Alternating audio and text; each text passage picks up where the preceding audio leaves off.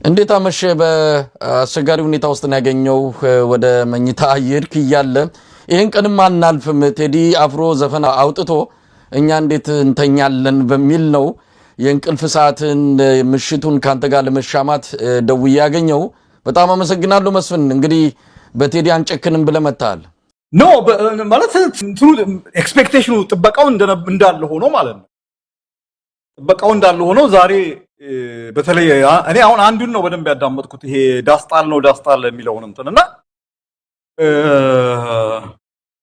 አይ ዶንት ኖ ዲቴይሉ ስንገባ እናወራለን። በጣም የሚገርም አይነት አንደኛ ድፍረቱን ያደነኩት ሁለተኛ ቀላል ነገር አይደለም። አንዳንድ ጊዜ ለጉልበተኞች፣ ለባለስልጣኖች፣ ለገዢዎች እውነቱን ደፍሮ መናገር ምናምን በጣም ትልቅ ወኔ፣ ትልቅ የሞራል ልዕልና፣ ትልቅ የሞራል የበላይነት ይጠይቃል። በነገራችን ስፒክ ቱ ፓወር የሚባል ነገር አይደለም። ለኃይል ለስልጣን እውነቱን መናገር እንትን ማድረግ ማለት ነው። እና ቴዲ በጣም በሚገርም ሁኔታ ማለት ነው አሁን ይሄ ዘፈኑን ሳዳምጠው ማንኛውም አማርኛ መናገር የሚችል አማርኛ ማዳመጥ የሚችል ሰው ፖለቲካዊ ትርጉሙ ወደሚረዳው አተረጓጉሙ ይለያይ እንጂና የሚገርም ነገር ነው።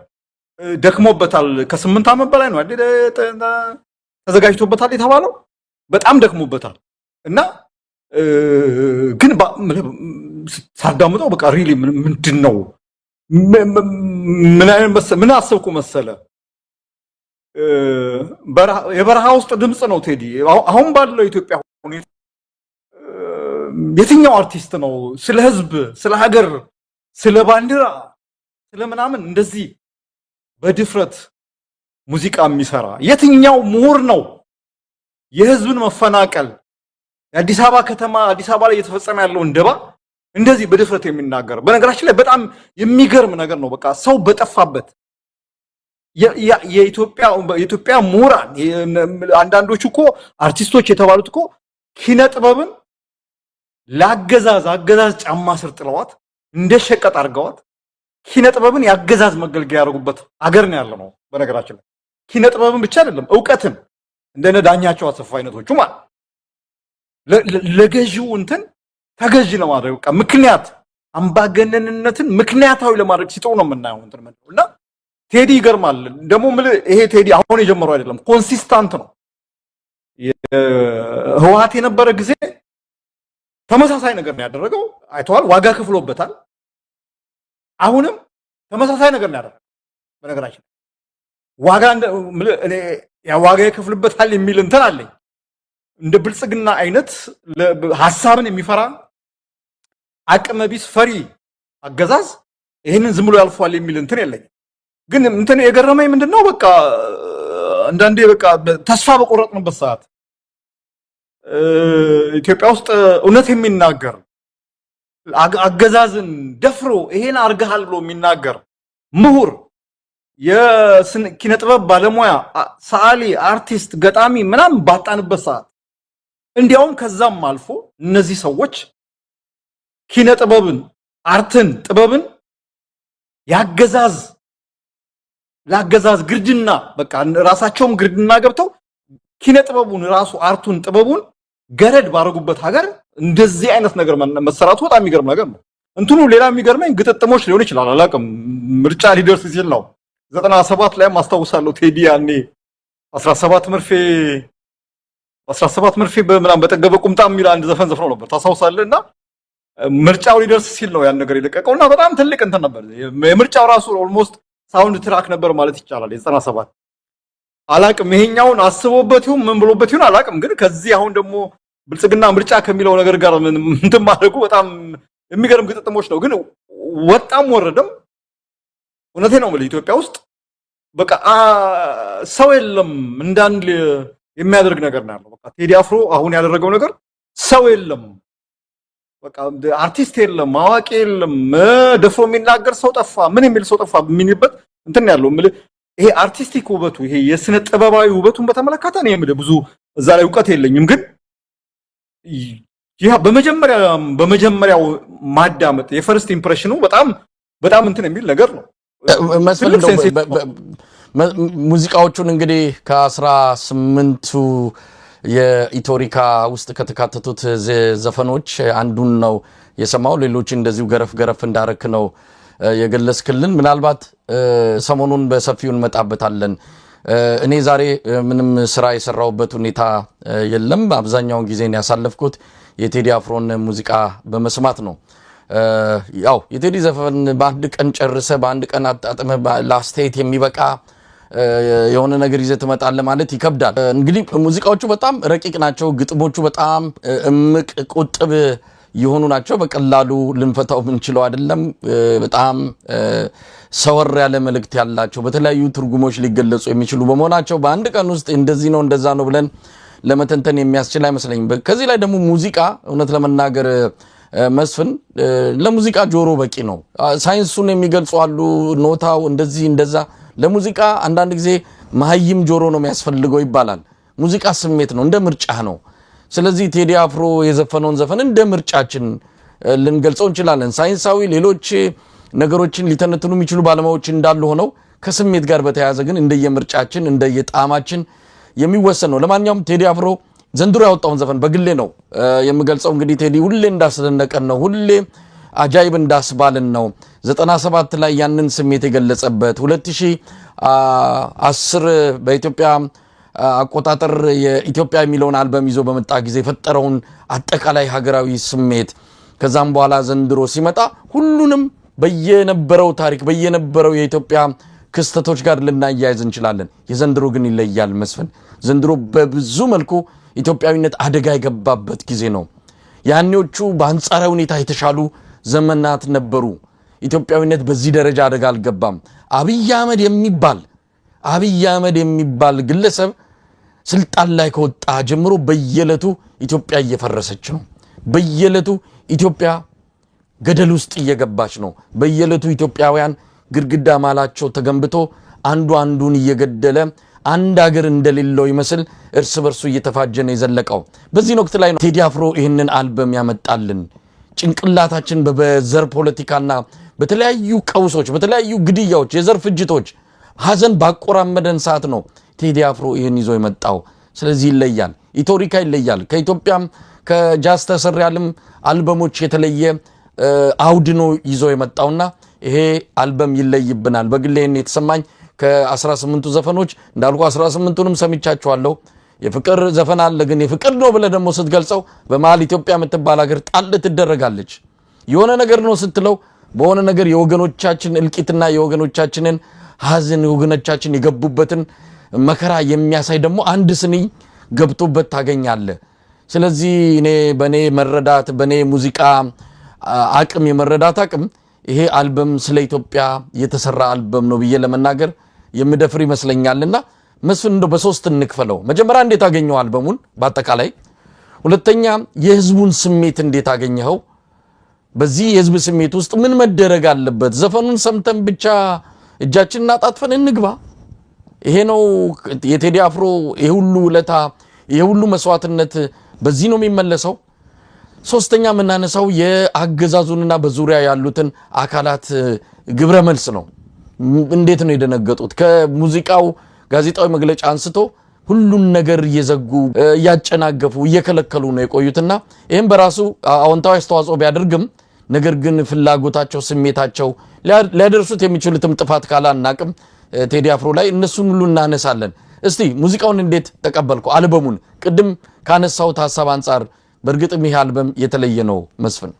በጣም ያዳመጥኩት ዛሬ አሁን በነበረኝ ጊዜ ይሄ የዳስጣል የሚለውን እንትን ነው በደንብ ያዳመጥኩት። አክቹአሊ ሌላም አንድ እንትን አለ፣ ምንድነው ፋጢማ ነው ማን ነው የሚባለው? አዎ እሱን ነገር መሪማን አዳመጥከው? መሪማን አዳምጫለሁ። እሱን ራሱ የሚገርም ስራ ነው። እሱን ነገር አዳምጫለሁ እና ግን ምንድነው የሆነ ሰዎች ልከውልኝ ነው ይሄኛውን አዳምጠው ብሎ እንትኑንም ላኩልኝ፣ ይሄ ስክሪፕቱን በጽሁፍም ላኩልኝ እና አነበብኩት። ማለት በጣም የሆነ ምን የሚገርም አይነት ፓወርፉል የሚባል ነገር ነው። እኔ አንዳንዴ ኪነ ጥበብ እኮ ማለት በአንድ ማህበረሰብ ውስጥ ብዙ ነገር የምታደርግበት ነው፣ ለውጥ የምታመጣበት ነው፣ ሰው የምታነቃቃበት ነው፣ ችግር ካለም ችግር የምትናገርበት ነው። ያ ነበር የጠፋ ሀገራችን ውስጥ ያ ነበር የጠፋው። የአብዛኛው አርቲስት አብዛኛው ዘፋኝ ምናምን የምትለው እኮ ቀሚሷ ወደ ላይ ግልብ ሲል እንትኗ ልቧ ሲነሳ ምናምን ነገር ነው። ሌላ ነገር እኮ የለም። በነገራችን ላይ አርትም ራሱ የለውም። አንዳንዱ እኮ በቃ ዝም ብሎ አንዳንዱ ድምጽ ስላለው ብቻ የሚዘፍን አለ። በዛ የቁም ነገር ይሄ ሜሴጅ የሚባል ነገር አለ። የቴዲ እንትኑ ለየት የሚያደርገው ምን መሰለህ? መልእክቱ ነው። ይዞ የሚመጣው መልእክት የሚገርም መልእክት ነው። እንደ ይሄ ብሎ ዘፈን ነው ምናምን ብለህ የምታዳምጠው ምናምን አይደለም። ምንድነው መልእክቱ ብለህ እንዳው እኔ አሁን ካዳምጡ ስደጋግም ነበር። ምን ለማለት ነው? ሪሌት ታደርገዋለህ ምናምን ነገር ማለት ይሄ ነው። ጥበብ ማለት ይሄ ነው። በነገራችን ላይ ረቀቅ ያለ ነገር ማለት ወሰብሰብ ያለ ነገርና እንዳልኩ ነው። ከ8 ዓመት በላይ የደከመበት ነው። በጣም ትልቅ ችሎታ ያለው እንትን ነው ቴዲ ማለት። ከ8 ዓመት በላይ የደከመበት እንትን ነው። የሚገርመው ነገር ቴዲ አፍሮ አሁን አንዳንድ አርቲስቶች ኦልሞስት ግጥሙን የሚሰራላቸው ሌላ ሰው ነው፣ ዜማውን የሚያዘጋጅላቸው ሌላ ሰው ነው። እነሱ ድምጻቸውን ብቻ ይዘው ሄደው ነው የሚዘሙት እንትን የሚሉትና የቴዲን ለየት የሚያደርገው ከድምጽ ከግጥሙ ጀምሮ እስከ ዜማው ድረስ ምናምን ያለውን ነገር ራሱ ሰርቶ አቀናብሮ ነው እንትን የሚለው እና በዚህ መንገድ ልዩ ያደርገዋልና በደንብ ተዘጋጅቶበት ነው እንትን ያለው። ምንድነው የሚደመጥና የሚሰማ የሚባል እንትን አለ በእንትን በዘፈን ያንዳንዱ እንትን ዘፈን ሰማው ትላለ ማለት ሰማው ማለት ያው ጀስት ስታልፍ ተሰማዋለህ የሆነ ዘፈን። የሚደመጥ ግን የሚባለው ምንድነው ሚስጥር ያለው ዘፈን ሲሆን ረቀቅ ያለ ነገር ሲሆን ነውና እኔ በመጀመሪያው እንትኔ ዳስታል የሚለውን እንትና በዛ እንትኔ በጣም ረቀቅ ያለ ስራ ነው እንትን አይ ቲንክ የሰውም ኤክስፔክቴሽን ለዛ ነው ሰውም የጠበቀው ያ ነው። ከቴዎድሮስ ካሳሁን እንደ ሙዚቃ ባለሙያ ኢትዮጵያ ውስጥ እኛ የምናውቀው የኛ ትውልድ አባል ነው የሚባል እንትን ነው እንደምናውቀው ቴዲ ረቀቅ ያለ ስራ ነው የሚሰራው። ስለዚህ በጣም እኔ በመጀመሪያ በሰማዋቸው የተወሰኑ ዘፈኖች ያንን ነገር ሚት አድርጓል ማለት እችላለሁ። ግን እኔ ዋናው አሁንም ትኩረት ማድረግ የምፈልገው ምንድነው መልእክቱ ላይ ነው። ገባ ዘፈኖች ወላ ኢትዮጵያ ውስጥ በወሬውም በአመት በብዙ ሺዎች የሚቆጠሩ ዘፈኖች ይወጣሉ። እኔ አሁን አንዳንዶቹ እንትኖች ነጠላ ዜማ ነው የቡድን ዜማ የሚለቁት ምናምን አንዴው ማላቃቸውም እንትን አላቸውም። ግን ይሄ በቃ ለየት ያለ መልእክት ይዞ የሚመጡ አርቲስቶች ጥበብ ማለት እንደዛ ነው። ጥበብ ማለት ጥላሁን ገሰሰን ተመልከተው። በጣም ዝም ብለህ ዘፈኑን ብታዳምጠው እኮ ጥላሁን ስለ ጉቦ ዘፍነዋል፣ ስለ ሀገር ዘፍነዋል፣ ስለ ፍቅር ዘፍነዋል፣ ስለ ትዳር ዘፍነዋል፣ ስለ ሰብአዊ መብት ዘፍነዋል። ሜሴጅ ማለት ይሄ ነው እንትኑና የቴዲም ነገር ያ ነው። በጣም ልዩ እንትን የሚያደርገው እሱ ነው። በሚገርም እንትን ማለት እና በመልእክት ደረጃ በጣም ጠንካራ ነው። በጣም ፓወርፉል ነው። እንግዲህ አሁን በሚቀጥሉት ጥቂት ቀናት ውስጥ እናየዋለን። ባይዘይ ሰው በደንብ ያንን ነገር የሰማውን ነገር ወደ ማዳመጥና ወደ ማብላላት ይሄ ዳይጀስት ማድረግ ወደዛ ሲሄድ በቃ የዘፈኑ ትርጉም እንትን ይላል። እኔ አሁን አት ፈርስት ግላንስ በመጀመሪያ መረዳቴ በጣም ጠንካራ ይሄ ኢትዮጵያ ባንዲራ ከዚህ በላይ የፖለቲካ መልእክት የለም።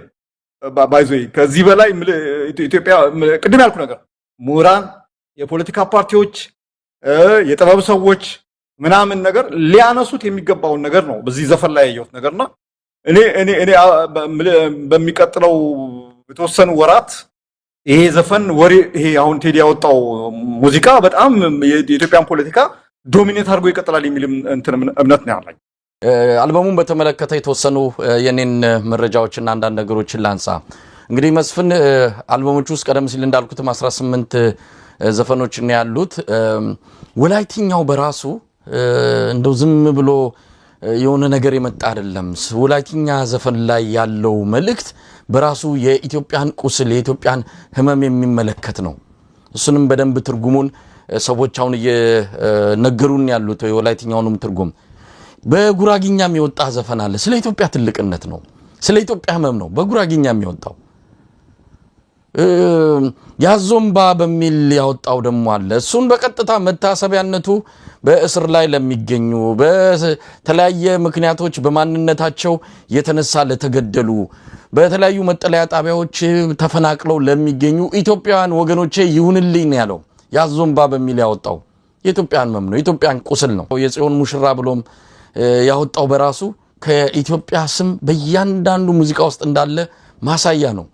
ስለዚህ ይሄ አልበም መታሰቢያነቱ በአጠቃላይ ለኢትዮጵያ ነው። ለኢትዮጵያ ለገጠማት ችግር ኢትዮጵያውያን በአሁን ሰዓት ህመማቸውን መተንፈስ ባይችሉ እንኳን በቴዲ አማካይነት እንዲተነፍሱ የመጣላቸው ትልቅ ገጸ በረከት ነው ብሎ መውሰድ የሚቻል ነው። እንግዲህ ዘፈኑ ከመውጣቱ ዛሬ ብቻ ከ10 ሚሊዮን በላይ በዩቲዩብ ከ10 ሚሊዮን በላይ ሰው ነው የተከታተለው። ቀጥታ ስርጭት በነበረበት በመጀመሪያው ዘፈን ላይ ከ120 ሺህ በላይ ኢትዮጵያውያን ቀጥታ ሲመለከቱት ነበር። ይሄ በኢትዮጵያ የዩቲዩብም ሆነ በአጠቃላይ የሶሻል ሚዲያ ታሪክ ክብረ ወሰኑን የሰበረው። በአሁኑ ሰዓት በዓለም ከሚደመጡ ትልልቅ ዘፈኖች በሁለተኛ ደረጃ የሚገኘው የቴዲ አፍሮ ዘፈን ነው። በተባበሩት አረብ ኤሚሬት በአረብ ሀገራት አብዛኞቹ የዩቲዩብ ተመልካቾች በአሁኑ ሰዓት ቁጥሩ ከፍተኛ ሆኖ የተገኘው የቴዲ አፍሮ እንደሆነ ነው መረጃዎች የሚያሳዩት። እንግዲህ ይሄ ዘፈን ብቻ ብሎ መግለጽ የሚቻል አይደለም። አብዮት ነው ቴዲ አፍሮ ይዞ የመጣው። ይሄን አብዮት ነው እና አብይ አህመድ የፈሩት። እስቲ ግብረ መልሱን እንዴት አየው? በተለያዩ መልኩ ብዙ ሰዎችን ታገኛለ፣ ታነጋግራለ። ምን እያለ ነው ሰው? ዛሬ ኢትዮጵያ ተሞሽራለች ነው የተባለው። ዛሬ ኢትዮጵያ ቀና አለች ነው የተባለው። አዲስ አበባውያን ዛሬ እነሱን ወክሎ የሚሰማ ድምጽ ለመጀመሪያ ጊዜ ሰሙ። ባለፉት 8 ዓመታት አዲስ አበባ ስትኮረኮም ስትቀጠቀጥ ነበር የሰነበተችው። ዛሬ ስለ አዲስ አበባ ድምጹን የሚያሰማ አንድ ባለውለቷ መጥቷል፣ ቴዲ አፍሮ። ነው በጣም እኔ አሁን ደውዬ ነበር፣ ሀገር ቤትም ደውዬ ነበር፣ ከሰፈር ልጆች ጋርም ስናወራ ነበር። በጣም ነው የሚገርም እንትኑ። ይሄ ቅድም ያልኩ ነገር እኮ ነው። በቃ ኢትዮጵያ ሰው ጠፋ ባልንበት ሰዓት ላይ ብርሃን የሚሆን ይሄን ነገር የህዝብ ድምጽ መሆን የሚችል የፖለቲካ ፓርቲ በለው ምሁር በለው የጥበብ ባለሙያ በለው በጠፋበት ሰዓት ነው ቴዲ። የሚገርም ነገር ነው። በጥበብ በአርት የኢትዮጵያ ውስጥ በተለይ አዲስ አበባን ችግር እንደዚህ ነቅሶ አውጥቶ እንትን ያደረገውና እኔ ብዙ ሰዎች ስሜታቸው ተነክቶ በጣም አሁን ሳውራ ነበርና የሚገርም በቃ በከተማችን ባይተዋር መሆናችንን ነገረን እና በጣም ነው ስሜት እንትን ያደረገው ነገር በሚገርም ሁኔታ ማለት ነው። የሰው ላይ ሶሻል ሚዲያ ላይ ያለውም የግብረ መልስ የሚገርም ነው ማለት ይሄ ሙዚቃ ብዙ ወጥቶ አይተናል። ብዙ ሰዎች ሙዚቃ ተለቋል እና በብዙ ኤክስፔክቴሽን ብዙ ታዋቂ የሚባሉት ማለት ነው። ግን በዚህ ደረጃ እንደዚህ በጣም የተነቃነቀ ዛሬ ኦልሞስት ሌላ እኮ ዲስከሽን የለም፣ ሌላ አይነት ወሬ የለም እኮ ሁሉም ሰው ማለት በሚቻል ደረጃ እምልህ በበጎም በመጥፎም የሚወራው ስለዚህ ሙዚቃ ነው እና የአንድ ነገር ተወደደም ተጠላም በዚህ ደረጃ ቀልብ መግዛት ከቻለ ትልቅ ተጽዕኖ ማሳደር ይችላል ማለት ነው። ይሄ ደግሞ ማለት ለምንድነው የአርቲስቱን ቴዲን ጉልበተኝነት ያሳያል። በዚህ ደረጃ ኢንፍሉዌንስ ማሳደር ከቻለ በብዙ ሀገሮች የነጻነት ትግል ውስጥ ታውቃለህ አይደል? አርት ትልቅ ሚና ተጫውቷል። እነ ማሪያም ማኬቫ እነ ሳውዝ አፍሪካ ላይ ሌሎችም በጸረ ቀኝ አገዛዝ ትግል ውስጥ የነበሩ እንትኖች አፍሪካውያኖች ምናምኖች ሙዚቃ አርቲስቶች እንደዚህ ታዋቂ አርቲስቶች በኋላ የናሽናል አይከን ብሔራዊ ጀግና ብሔራዊ ምልክት ተደርጎ የሚታዩ አርቲስቶች ያሉበት እንትን የኢትዮጵያ አሁን ያለችበት ሁኔታ ኦልሞስት ከቀኝ ግዛት እንትን የማይሻል የማይለይ ነው። የራሱ ከራሳችን ውስጥ የመነጨ አገዛዝ በገዛ ሀገራችን ባይተዋር ላይ ያደረገን የተነሳ አገዛዝ ነው። ይሄንን በቃ ለታሪክ እንዲቀመጥ አድርጎ ነው ቴዲ የሰራው እና ሰው አካባቢ የማየው ነገር ምንድነው? በቃ ብሶቱን ገልብጦ ነገረው በዘፈን። አንድ ታውቀዋለህ አይደል? ሰውየው ማመልከቻ የሚጽፍ ሰውዬ ጋር ሄዶ ማመልከቻ ጻፍልኝ አለው እና ብሶቱን ነገረው ጻፈ። እስቲ አንብብልኝ አለው። ሲያነብለት አለቀሰ ሰውዬው። ምን ነው ሲለው እንደዚህ ተበድዬ ነበር እንደ ምናምን ነገር አለው። አሁን ቴዲም እንደዛ ነው ያደረገው። ገባ? የአዲስ አበባን ህዝብ የኢትዮጵያን ህዝብ መከራ በአርት በዘፈን መልሶ ለኢትዮጵያ ነገረው። ለዛ ነው አሁን ሰንጠረዡን እያየሁት ነበር ቅድም ራሱ የሚገርም ነገር ነው። ትልቅ እንትን ነው። ሁለተኛ ነው አሁን አንደኛ ሆኗል መሰለኝ። አሁን ከሆነ ደቂቃ በፊት አይቼው ነበር ሰንጠረዡን። ይሄን ያህል ሰው ትኩረት ሰጥቶ እንትን ካለ ማለት በነገራችን ላይ አብይ አህመድ ትላንትና ነው ከትላንት ወዲያ ኢንተርቪው ሰጥቶ ነበር። ቁጥሮቹን እያየኋቸው ነበር። አንደኛው ጋር 250 ነው፣ አንደኛው ጋር 2000 ነው፣ አንደኛው ጋር በጣም እንትን ነው እና በሚገርም ሁኔታ ማለት ነው አንድ ሰው ምንድነው አንድ ሰው ይያሉ ሲመርቁ ምን ይላሉ መሰለ አድማጭ አያሳጣ፣ በቃ ሰው እንትን ማድረግ አያሳጣ የሚባል ነገር አለ። አብይ አህመድ በዛ የተረገመ ይመስለኛል። በቃ በእንተኑ በቃ ኢትዮጵያ ህዝብ እንደዛ ሲናገር አብይ አህመድ ወጥቶ ሲናገር ሰው አብይ መጣ ብሎ ሰው እንደው በጉጉት የሚጠብቀው ወይ እንዳልነበር አሁን እንኳን አይደለም ኢቭን የራሱ ካድሬዎች እንደማያዳምጡት ነው የሚነገር። ይሄ ባለበት ሁኔታ በሁሉም የመንግስት የመገናኛ ማሰራጫ ጣቢያዎች የአብይ አህመድ ኢንተርቪው የአብይ አህመድ በዚህ መጣ ተሰራጭቶ የቴዲ ሂቱን ተመልከተው ምን ያህል እንትን እንደሆነ ማለት ይሄ እኮ በጣም ትልቅ ነገር ነው። እኔ ምንድነው ይሄ የንጉሱን ደፋር በጠፋበት ሀገር አንድ ታውቃለህ አይደል? ሰውየው ንጉሱ ልብስ ማንም ሰው ያለበሰው ልብስ መልበስ አለብኝ ብሎ ጥበበኞቹን አስጨነቃቸው። ጥበበኞቹ ቢጨንቃቸው እሱም የማያየው እነሱም የማያዩት ልብስ አመጡና ይሄን ልበሰው አሉት። ምንድነው ሲሉት በቃ ይሄ ልብስ ማንም አይታይም፣ የሚታየው ጻድቅ ለሆነ ሰው ነው ምናምን ነገር አሉት። እና ሰውየው ንጉሱ ይሄንን እንግዲህ አላየውም ካለ ጻድቅ አይደለም ሊባል ነው። ባዶ ያን ጥበበኞች አለበሱት የተባለው ልብስ ራቁቱን ነው እኮ ሊትራሊ ራቁቱን ነው አርገው አደባባይ ወጣ፣ ሰገነቱ ላይ ወጣ። እና ሁሉም ሰው አድርባይ ነው። ንጉሱ የለበሰው ልብስ ይደንቃል ምናምን አለ። ከዛ መሃል አንድ ሕፃን ልጅ ተነስቶ ነው አረ ንጉሱ ራቁቱን ነው ብሎ ይጮህ። አብይ አህመድም ይሄ ዘፈን የአብይ አህመድን አገዛዝ የ8 ዓመት አገዛዝ ራቁቱን ነው ክደት ምናምን በጣም ብዙ እንትኖች ኳስቷ። የሚገርም ነገር አሁን ቴዲን እንትን ውስጥ አደጋ ውስጥ የሚጥል ነገር መናገር አልፈልግም። በጣም የተነቀቀ ነው እንትን ነው፣ ግን ብዙ ነገር አንስቷል እኮ በጣም ማለት ከዚህ በላይ ምን ሊባል እንደሚችል አላውቅም እንጂ እኮ ብዙ ክህደቱን፣ ተስፋ መጣሉን፣ የሀገር የባንዲራውን መውደቅ፣ የከተማ ባይተዋርነትን የመሳሰሉት ነገር ፈንዳሜንታል የሆኑ ነገሮች እናነሳውና አቀባበሉ ከዛ የመነጨ ነው። ህዝቡ የራሱን ችግር የራሱን ብሶት በዜማ በጥበብ ሲገለጽለት እንዴት ነው እንትን የማይለው ሪያክት የማያደርገው? የብልጽግና እንትን እኔ መጀመሪያ እዚህ ሙዚቃው ላይ ምናልባት አንተም ያዳመጥከው ዳስጣን ላይ አንዳንድ ግጥሞቹን ብንመለከት ነው። በነገራችን ላይ 17ኛው ትራክ ላይ ያለው ዘፈኑ ካለቀ በኋላ በአሁን በኢትዮጵያ ሰዓት አቆጣጠር ከንጋቱ 11 ሰዓት ነው ብሎ ነው የሚያበቃው ቴዲ አፍሮ። ይህን የሚለው በንግግር ነው። ይህ በጣም በጣም በጣም ጥልቅ የሆነ ነው። ምን ብለን እንተርጉመው? እንግዲህ ብዙዎቻችን እንደ መረዳታችን ወስደነዋል። አሁን በኢትዮጵያ ሰዓት አቆጣጠር ከንጋቱ 11 ሰዓት ነው አለ። ምናልባት ኢትዮጵያ እየነጋላት ነው፣ ከድቅድቁ ጨለማ እየወጣች ነው የሚልም መልእክት አድርገን ወስደናል። ከዚህ የተሻለ ትርጓሜ ያለው ሰው የሚነግረን ካለ ለመስማት ዝግጁ ነን። ከዚህ በተጨማሪ የተለያዩ ድምጾችን አስገብቷል። የቀዳማዊ ኃይለ ሥላሴን በጣም ድንቅ ንግግር ያስገባበትም ዘፈን አለ። ፀሐዬ ፀሐዬ ደመቀች የሚለውን የሕፃናትንም እንደዚሁ መዝሙር ያስገባበታል። በደርግ ዘመን የነበረ አንድ መዝሙር የሚታወቅ መዝሙር አለ።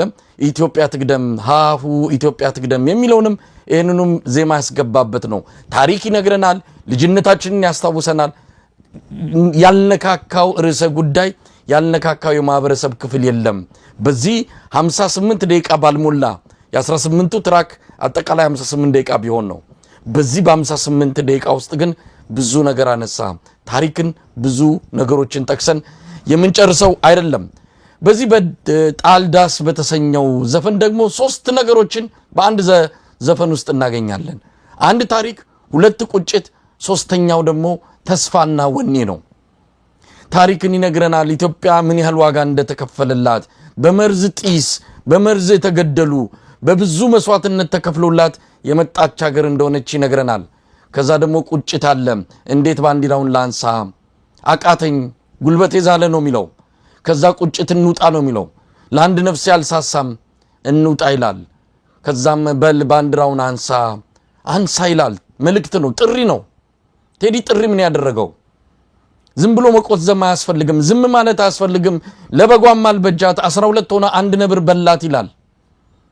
ስለዚህ ዝምታ መጥፎ ነው፣ እንነሳ የሚልም ጥሪ አለው። እንግዲህ አንተ ምናልባት ቴዲ ላይ አንዳች ነገር እንዳያደርሱበት በሚል ከዘፈኑ ካስተላለፈው ግጥሞች እየቆጠብክ ስሜትን የገለጽክ ሊሆን ይችላል። ቴዲ ግን ተንፍሶታል። አደራው የኛ ነው፣ እዳው የኛ ነው።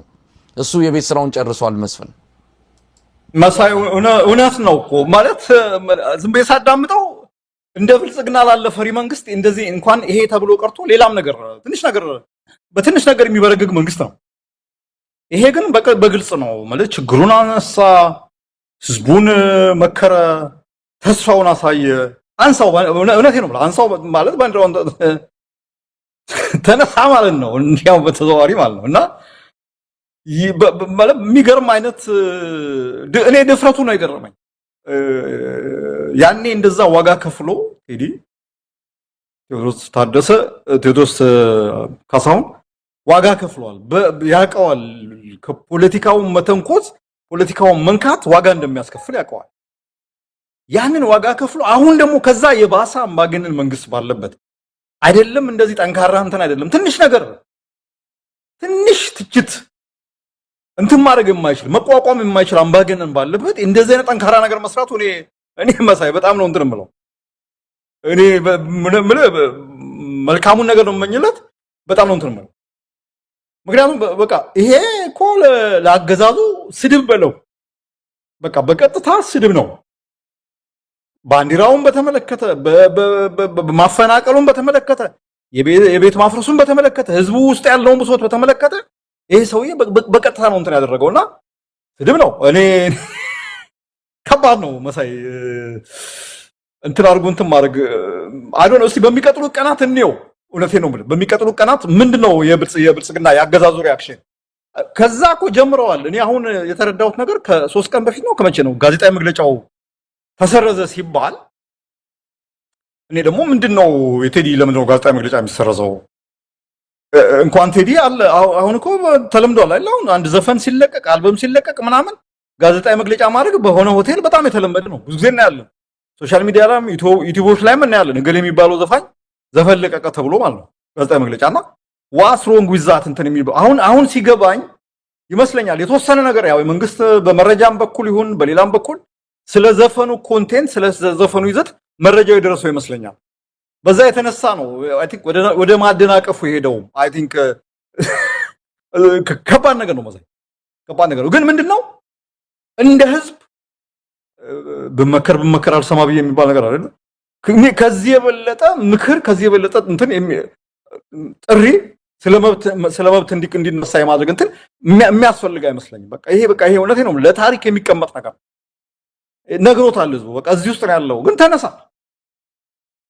በቃ ዝም ብለህ ከመበላት ዝም ብለህ እንደ በጓ ምናምን ነገር እንደ ፍየሏ ብቻ ዝም ብለህ ከመበላት ተነሳ፣ አንድ ላይ ሆነና ብርና ተነሳ ማለት ነውና እንግዲህ አላቅም በምርጫ ቦርድ ተመዝግበው የፖለቲካ ፈቃድ አውጥተው ፖለቲካ ፓርቲ ነን ምናምን ብሎ የሚንቀሳቀሱ ሰዎችም እንደዚህ አይነት ደፋር ጥሪ እንደዚህ አይነት ግልጽ እንትን የሚያደርጉ አይመስለኝም።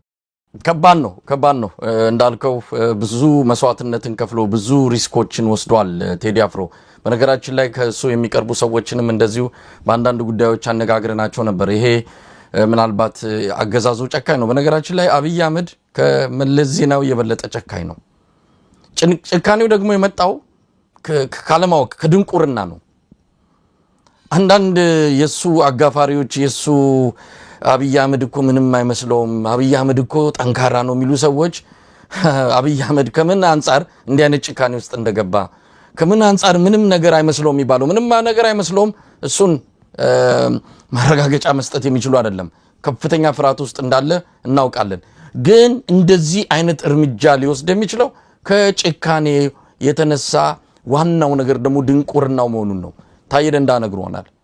በጣም ጨካኝ ነው፣ አረመኔ ነው ብሎታል። ስለዚህ ከዚህ አንጻር ቴዲ አፍሮ ላይ በበቀል የሆነ ነገር ሊያደርግ ይችላል። እንግዲህ እናያለን።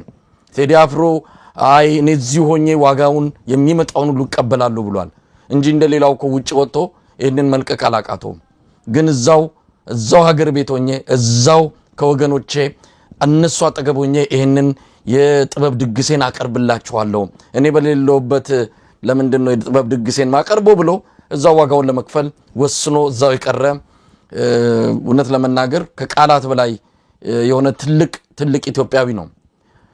እንዳልከው የብልጽግናው መንደር ጫጫታ ከመነሻው ከአልበሙ ይወጣል ተብሎ በጭምጭምጣ ከተዘማበት ጊዜ አንስቶ ተደናብረዋል። ምን ማድረግ እንዳለባቸው እንኳን አያውቁም።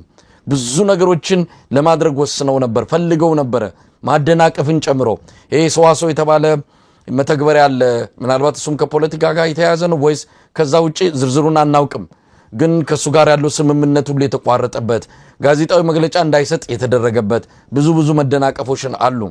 አንዳንዶች እንዲህ ያደረገው መንግስት አብይ እንደውም የበለጠ ቴዲ አፍሮን አስተዋወቀው እንደውም የበለጠ ፕሮሞት አደረገው ይላሉ። እኔ በዚህ አልስማማም። ቴዲ አፍሮ ማስታወቂያም የሚፈልግ አይደለም። ቴዲ አፍሮ ትንፋሹ ብቻውን የኢትዮጵያ ሕዝብ በጉጉት የሚጠብቀው ድንቅ አርቲስት ነው። ስለዚህ እንዲህ የሚሉ ሰዎች ቴዲ ሁሉ ጊዜ ገበያ እያየ ነው፣ የሆነ የሕዝብ ልብ ትርታ እያዳመጠ ነው፣ የሆነ ነገር ጠብቆ ነው ገበያ የሚያወጣ ስራ ይዞ የሚመጣው አሉ። ታዲያ አንድ አርቲስት የሕዝብን የልብ ትርታ ካልተከታተለ የሕዝብን የልብ ስሜት ካላወቀ ምኑን አርቲስት ሆነ መስፍን? ማለት አርት እኮ ጥበብ እኮ የህብረተሰብ ነጸብራቅ ነው አይደለ? እንደዛ ነው የሚባለው በቲዮሪ ምናምን። አርት ስነ ጥበብ የህብረተሰብ ነጸብራቅ ነው። ካልሆነ እኮ አየር ላይ የተንጠለጠለ ነገር ነው ማለት እኮ። ብዙ ጊዜ በነገራችን ላይ አሁን ስለ ቴዲ ስታነሳ እንትን የመጣብኝ ነገር ቴዲ ያኔ በወያኔ ጊዜ ከታሰረ በኋላ እንዲያውም ብዙ ሰዎች ከሀገር እንዲወጣ ሙቭ እንዲያደርግ ምናምን ገፋፍተውት ነበር። እሱ ግን ምንድን ነው ያለው ነው ከኢትዮጵያ ወጣው ማለት እኮ በቃ ዘፈን ሞተ ማለት እኮ። አንድ አርቲስት ከምታቀነቅንለት ህዝብ ወጥተህ ሌላ ቦታ ሆነ በጣም ከባድ ነው። በነገራችን ላይ እንትን ለማድረግ ብዙዎቹ አሁን ስደት ላይ የነበሩት አርቲስቶች ምናምን አብዛኞቹ ግጥሙም ዜማውም ምናምን አገር ቤት ተደርሶ በሌላ መንገድ ነው እንዲዘሩ ሲደረግ የነበረው።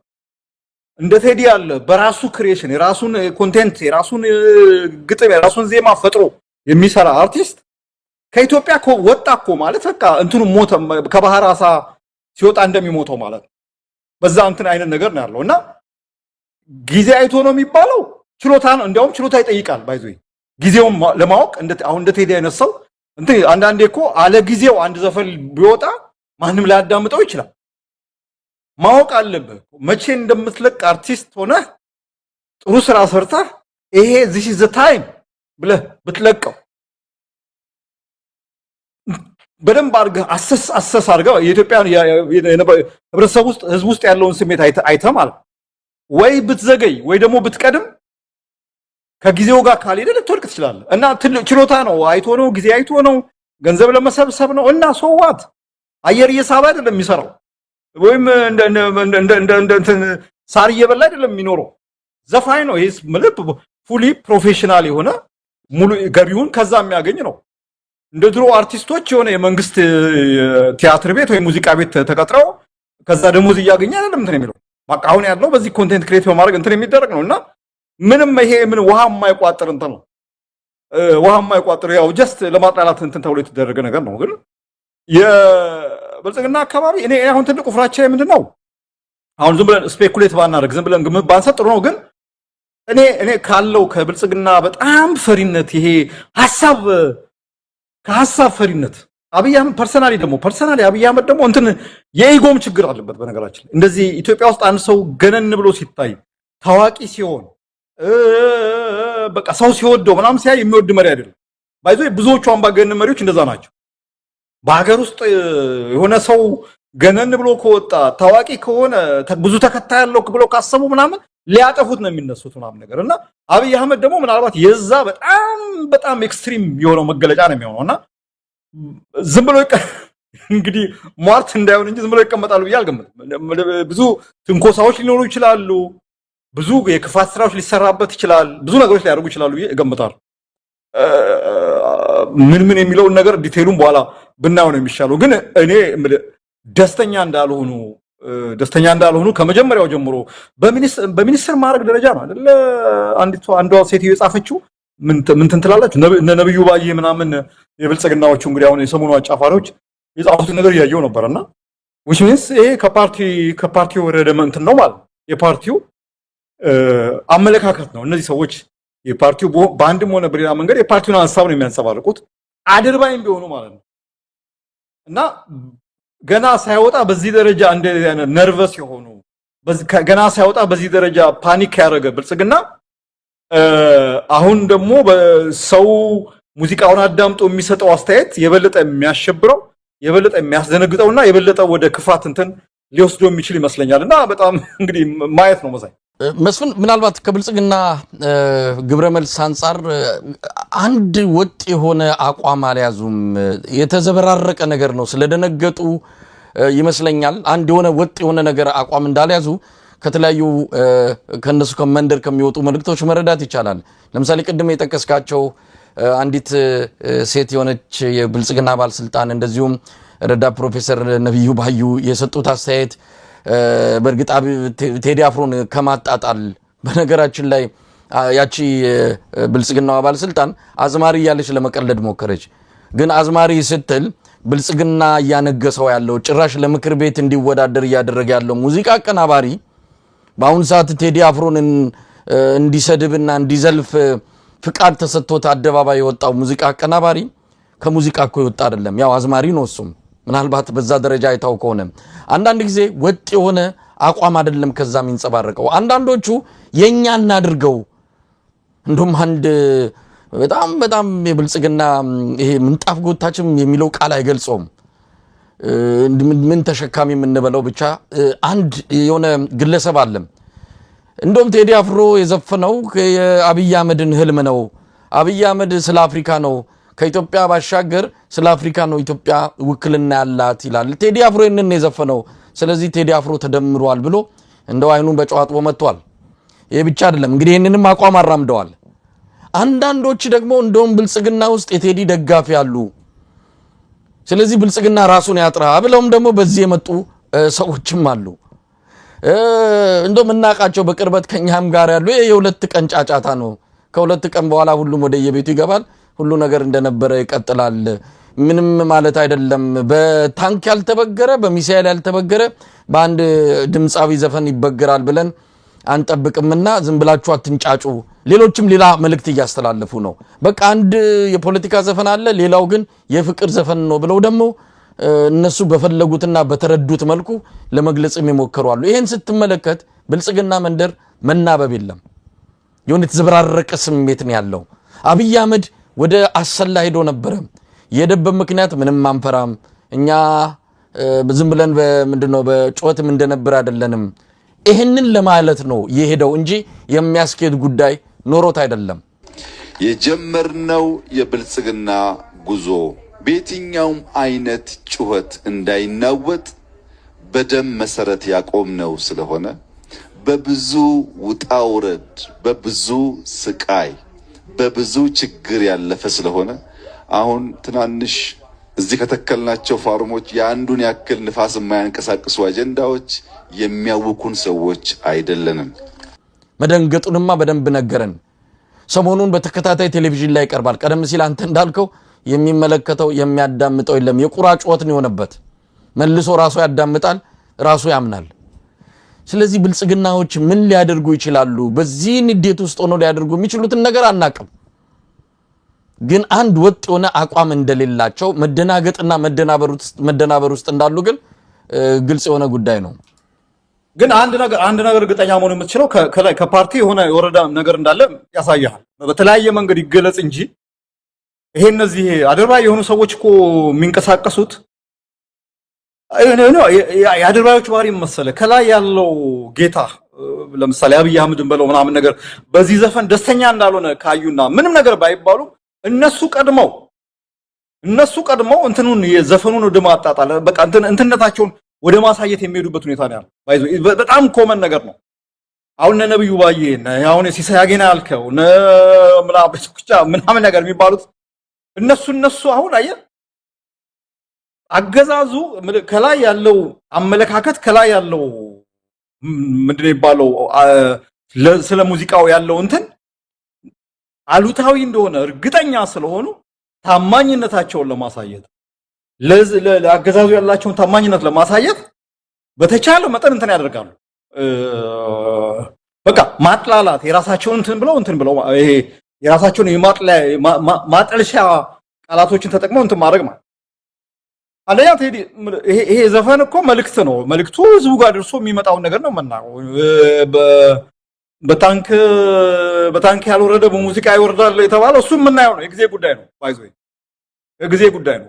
በጊዜ ውስጥ አንድ ሜሴጅ መልእክት በእውነት በጣም አርት እኮ በጣም ትልቅ ጉልበት አለው። ጥበብ ኪነ ጥበብ ትልቅ ጉልበት አለው። ህብረተሰብ እንደውም ከአንድ የፖለቲከኛ ንግግር የበለጠ ኪነ ጥበብ ትልቅ የህዝብን የማነቃቃት ህዝብን በማታገል ረገድ ብዙ ቦታ ላይ እንትን ብሎ አስታውሳለሁ። የወያኔ ትግል ላይ በነበረ ጊዜ እነ ኢያሱ በሬ እነ ምናምን አበበ ምናምን የሚባሉት በትግርኛ የሚያቀርቡት የነበረው ዘፈን የሚገርም አይነት እንትን ነው የነበረው። ስሜት ቀስቃ ትግርኛ ባታዳምጥ ራሱ የሆነ እንትንን የሚቀሰቅስ ነው የነበረው እና በጣም ፓወርፉል ነው እና ዝም ብሎ ጫጫታ ነው የሚባለው ነገር ጫጫታ መሆኑና አለመሆኑን ከሆነ ጊዜ በኋላ የምናየው ነገር ነው፣ ውጤቱን የምናየው ነገር ነው። እንዳልከው ቴዎድሮስ ካሳሁን ስራውን ጨርሷል። ከዚህ በኋላ ምንም ነገር ከሱ የሚጠበቅ ነገር የለም። ይሄንን ሙዚቃ አዳምጠው ደግሞ ያዳመጠውን ወደ ተግባር መተርጎም እንትን የህዝቡ ነው። በቃ ከዚህ በላይ የሚባል ነገር የለም። ይሄ ህዝብ ከዚህ በላይ የሚነገረው ነገር የለም። ቅድም እንዳልኩ ነው፣ ይሄ ብሶቱን ነው በጥበብ በሙዚቃ መልክ የገለጸው ማለት ነው። ይሄንን የተገለጸውን ችግር ይሄ እንደ ፍየሏ ተበታትነ ብቻህን በነብር ከምትበላ አንዱንና ነብሩን ተከላከል ከተባልክ ዘፈኑን ዝም ብለህ አዳምጠ እሸሼ ገዳሚ ብለህ ምናምን ደንሰበት። እኔ አንዳንዴ በጣም ይገርመኛል እንትን ነው አሁን ብልጽግና በነገራችን ላይ አንድ ኦሮምኛ የሚችል አንድ ወዳጅ አለኝና ባለፉት 4-5 ዓመታት ይወጡ አውርተ እንደሆነ አላውቅም ይወጡ እነ አንዱዓለም ጎሳ እነ ምናምን የሚባሉት ዘፈኖች ብትሰማቸው አለኝ አንዳንዶቹ በጣም ይገርማል አለ። በቃ እንትን ምንድነው ይሄ ፊንፊኔ የሚባል ፊንፊኔን ተቆጣጥረናል ሪፖርት አድርጋቸው በጭነት መኪና በሎንቺና ወደ መጡበት መልሳቸው የሚል ዘፈን ይዘት ያላቸው ዘፈኖች ነው ሲወጡ የነበረው ማለት። እነዚህ ዘፈኖች በጣም አደገኛ ናቸው። ህዝብን ከህዝብ የማገዳደል ህዝብን የማጫረስ መጥፎ ይዘት ያላቸው እንትኖች ናቸው እነዚህ ዘፈኖች። አሁንም አዲስ አበባ ውስጥ እንዲያውም ልጁ ያሳቀኝ ፓርት ምንድነው የአዲስ አበባ ህዝብ አለ ዘፈን ይሄ እነዚህ ዘፈኖች ሲከፈቱ አያውቅም ማለት ትርጉሙን ሳያውቅ ተነስቶ ይጨፍራል አለ። የሚሰደው ግን ራሱ ነው አለ እና የሚገርም እንደዚህ አይነት ዘፈኖች ሲወጡ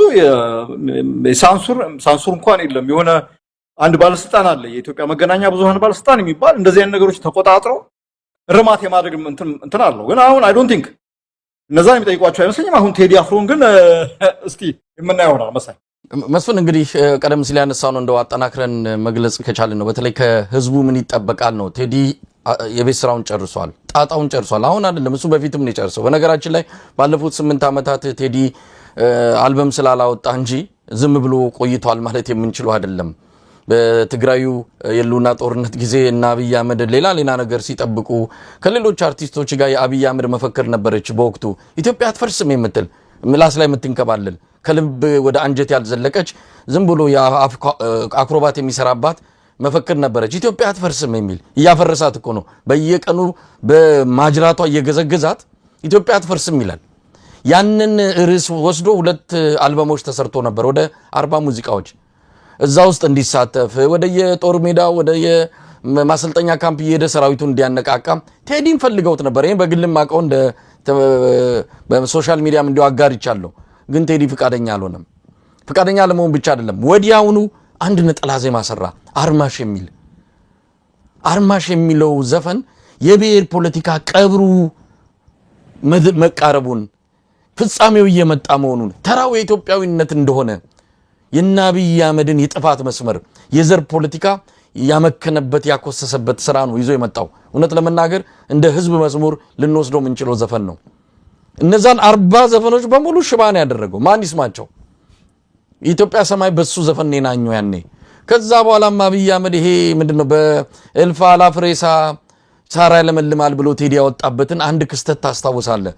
ችግኝ ነው መተክለው ስለሚሞቱ ታያገባኝም እንደውም ችግኙ ለነሱ ምንድነው ዛፍ ጥላ ስር ይሆናቸዋል እንደ ጥላ ይጠቀሙታል ብሎ በጣም ከፍተኛ ነውር የሆነ ንግግር የተናገረበትን ቴዲ አፍሮ በዜማ መጣና እልፍ አላፍ ሬሳ ያለሱ ሳራ ያለመልማል ብሎ እጢውን ነው ዱብ ያደረገው። ስለዚህ ቴዲ ዝም አላለም። አሁንም በቀጥታ ከአብይ አህመድ ጋር ሊገናኝ የሚችል ስንኞችን ያካተተው ልጅ ለእናቷ ምጥ አስተማረች ብሎታል። ኢትዮጵያዊነቴን አንተ አትነግረኝም፣ አንተ አታስተምረኝም። አምነንህ በመሃል ገብተህ እኛ እንዳራወጣህን እነዚህ መልእክቶች ቀላል የሚባሉ አይደሉም። ስለዚህ ህዝቡ ይሄን ሰምቶ ምንድነው በቃ ቴዲ ጎበዝ ነው፣ ቴዲ ደፋር ነው፣ ቴዲ አንበሳ ነው፣ ንጉስ ነው እያለ ነው ቤቱ የሚገባው ወይስ ቴዲ ያስተላለፈውን ጥሪ ተቀብሎ ይሄንን የታሪክ ዕዳ ይሄንን የሀገር ዕዳ መወጣትን ያለበት? በጣም ለሁላችንም የቀረበ የወቅቱ የቤት ስራ ነው መስፍን። በተረፈ ብዙ ትብብሮች አሉ። እውነት ለመናገር አርቲስቶችን በዚህ አጋጣሚ ማድነቅም ያስፈልጋል። ከጎኑ ነው የቆሙት። አልበሙ ይወጣል ከተባለበት ጊዜ ጀምሮ የአርቲስቶችን ድጋፍና ምንድነው የሚባለው ይሄ አጋርነት በእውነቱ በደማቁ ልናነሳው ልናመሰግናቸውም የሚገባ ነው። በእንደው በስም መጥቀስም የሚያስፈልግ አይደለም። በሙሉ አርቲስቶች ከጥቂቶች በስተቀር እናውቃቸዋለን እነማን ለቴዲ አፍሮ በዚህ ወቅት ላይ አጋርነቱን ያላሳዩት እነማን እንደሆኑ ከብልጽግና ድግስ ላይ ዘጥ እያሉ ዱንካን እየሰበሩ የራሳቸውን ጥቅም የሚያግበሰብሱ እውነት ለመናገር በሆድና በሊና ማል እንኳን ልዩነቱን ያልተረዱ አንዳንድ አርቲስት ነን ብለው ራሳቸውን የሚጠሩ አሉ። ከነሱ በቀር አብዛኛው ነፍስ ያለው ጥሩ ስራ የሚሰራ ስለ ኢትዮጵያ የተረዳ ወጥቶ ድጋፉን የገለጸበት ሁኔታ ነው ያለው። በዚህ አንፃር ትልቅ አስተዋጽኦ ያደረጉት። ለማንኛውም መስፍን ምን ይጠበቃል ከህብረተሰቡ? ምን መደረግ አለበት? ይሄን ሰምቶ ዝም ውጦ ዝም በቃ ደርሳል እንጂ አይዋጋም ነው የሚባለው። አርቲስቱ ስራውን ሰርቷል። እንግዲህ ስራውን ሰርቷል፣ መልእክቱን አስተላልፏል፣ ዘፈኑን ዘፍኗል በሚገርም ሁኔታ ማለት ነው። እኔ ሌላው ነገር አይደለም ባይዞ ጥበቡ ምናምን አይደለም፣ ድፍረቱን ነው በጣም ድፍረቱን በቃ ነገር እኮ ድፍረቱን በቃ ቴዲ ያውቀዋል ምን አይነት ግብረ መልስ እንደሚኖረው አገዛዙ እንዴት እንደሚል ያውቀዋል። በእርግጠኝነት አስቦበት አውርዶ አውጥቶ ምናምን ያደረገው ነገር ነው ያለው። ቀራኒውን ከሆነ የሚመጣውን ነገር ለመቀበል ማለት ነው። እና እሱ ስራውን ሰርቷል፣ መልእክቱን አስተላልፏል። መልእክቱን የሰማ ምንድነው ጫው ለራስህ ስትል ጣፍጣፍጥ ነው ያለ የሚባለው። ለራሱ ሲል ነው ለሌላ ምንም እንትን አይደለም። ቴዲ በራሱ በሙያው በሚችለው መንገድ ይሄን ነገር አድርጓል። ሰው ላይ እየደረሰ ያለውን መከራ እየደረሰ ያለውን ችግር እየደረሰ ያለውን ብሶት በዜማ ገልጿል። በቃ ይሄ ነው ማድረግ የሚችለው ቴዲ። ወጥቶ ምናምን ነገር አይታኮስልም ወይ ደግሞ እንትን አይደለም። የተቀረው ሰው ይሄን የሰማ ሰው ቴዲ ዘፈን አወጣ ምናምን ብሎ ወደ ላይ መዝለል አይደለም ባይዞ እንትን መፍትሄው ኢትዮጵያ ውስጥ አሁን ያለው የተነሳውን ነገር ያለውን ችግር የምንወጣው በመታገል መሆኑን በግልጽ እንትን ማድረግ ያስፈልጋል። በጣም ግን አንድ የሚገርመኝ ነገር ቅድም ያልከው ቴዲን ለመቅረብ ሞክሮ ነበር ላልከው አብይ አህመድ በጣም አይ ቲንክ የተሳካለት አንድ ነገር እነዚህ ጥሩ ስም አላቸው፣ ጥሩ ዝና አላቸው የሚባሉ ጥሩ ታሪክ አላቸው የሚባሉ ሰዎችን እንደዚህ አምጥቶ ወደሱ እቅፍ ውስጥ አስገብቶ እንትን ማድረግ ነው። ማበላሸት ወይ ማምከን ነው። አሁን ስማቸው እነ ብርሃኑ እነ ብርቱካን ሚደቅሳ እነ ዳንኤል በቀለ እነ ምናምን በጣም ብዙ ሰዎች እነ ጋሽ ደበበ ሌሎችም የሚገርም ነገር እኮ ነው። በነገራችን ላይ አብይ እኮ የምደው አንድ ልጅ አለ እሱ የነካው ነገር በሙሉ እንትን ነው ይበላሻል ነው ያለው ነገር አለና የሚገርም ቴዲ ከዚህ በጣም ነው የተረፈው። ከዚህ ተርፎ አሁንም ጀስት የራሱ ሰው በቃ ይሄ ያቋም ሰው የፕሪንሲፕል ሰው የመር ሰው ሆኖ በዚህ ደረጃ እንትን ማድረጉ እንትን የሚል ነገር ነው እና ለህብረተሰቡ ከምን ማድረግ አለበት? ምንም በቃ አርቲስቱ ስራውን ሰርቷል፣ መልእክቱን አስተላልፏል። ጫው ለራስህ ስትል ጣፍጥ፣ አለበለዚያ ያው ድንጋይ ነው ብሎ ይጥለዋል። ይሄ ነው መልእክት።